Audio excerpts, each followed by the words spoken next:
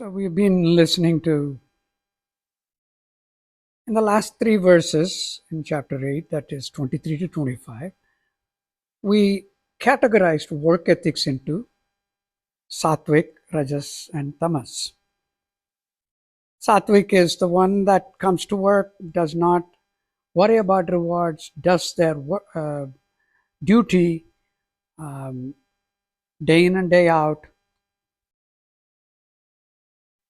most efficiently, and satisfied, and goes home and repeats it again. And Rajasvik is the person who thinks he or she is the center of everything in their institution. Without them, nothing will function. And they expect a lot of rewards for that. And this third kind is the one that is doesn't care about rewards, the recognitions, or doesn't know how to appreciate the recognitions. He or she is a workaholic and does not understand that how much of them being a workaholic affects others in adverse ways. That's the tamas category. So again, in today's verses 26, 27, and 28, Bhagavad Gita defines what is sattvic, what is tamas, what is rajas. More directly, not in the context of work. That sort of made me ponder about the numbers that keep coming up in our Vedic philosophy. 0, 1, 2, 3, 5, 7, and 108. 7 is not that common.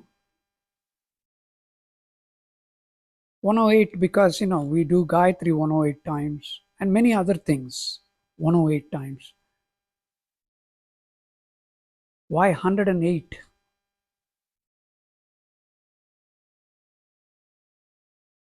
There are many reasons, but I couldn't really get a convincing answer for that. There are 54 characters in Sanskrit. So some for women, some are female, some male. So that 2 times 54 is 108. And there are other reasons we might be able to find it, but why 108? 7 comes from the fact that Earth is governed by the 7 other planets. Of course, Pluto is not included. What happens on Earth totally depends on the positioning and where the other 7 planets are. We, of course, add 2 more, Sun and the Moon. Some would not consider Rahu and Ketu as planets, but positions of moon. But I believe they're all the 7 planets and sun and the moon. So 7 comes only in that context. 5 senses. 5 tastes maybe. 5 comes in that kind of context. 3 is the one that we are dealing with. Sattvic, tamas, rajas. Trinity of God for us, Shiva, Vishnu, and Brahma. And their consorts. That's another Trinity. So 3 happens often. Two is the duality, creator, creation, and many other dualities, sorrow, happiness, and so on and so forth. We have been dealing with that quite a bit in Bhagavad Gita. So, two is a common one, and one, that's the one God, the one. Zero is Shunya, is nothing. It's beyond even that one. Something that we don't understand. We know if you take equal quantities of two opposing things and bring them together, you will get Shunya. 1 minus 1 equals 0. Math, it is simple to understand. But Shunya is not easy to understand conceptually. Nothing. What is nothing? So these numbers, but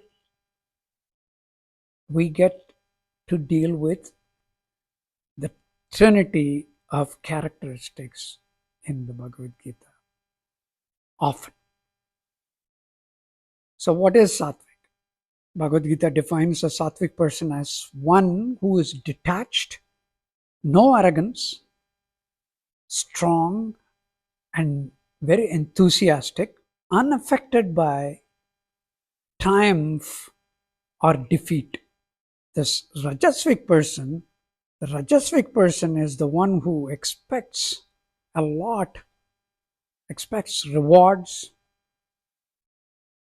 unhygienic, greedy, sadistic in the sense that they want others to be like them, gets easily excited, and gets easily bored.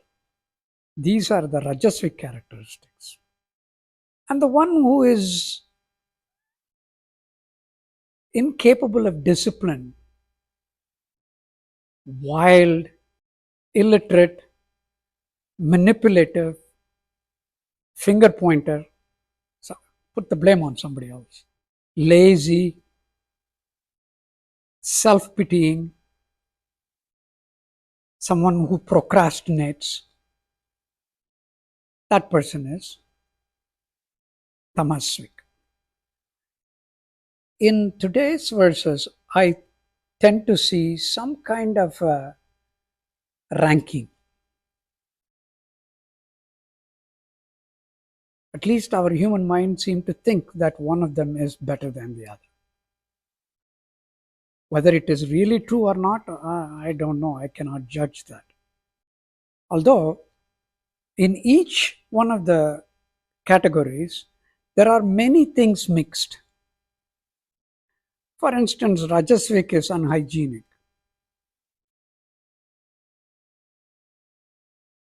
Sattvic is someone who does not care about rewards, do not expect rewards. They accept when it is given to them, but they do not expect the rewards. But the question is, if someone, as a person, if I don't expect rewards and appreciate it when someone gives me rewards, but I'm unhygienic, what category do I belong to? Could be a question when we put people into categories based on many things. Are they all mutually exclusive? So if you are unhygienic, you would not be able to be a person who does not expect rewards.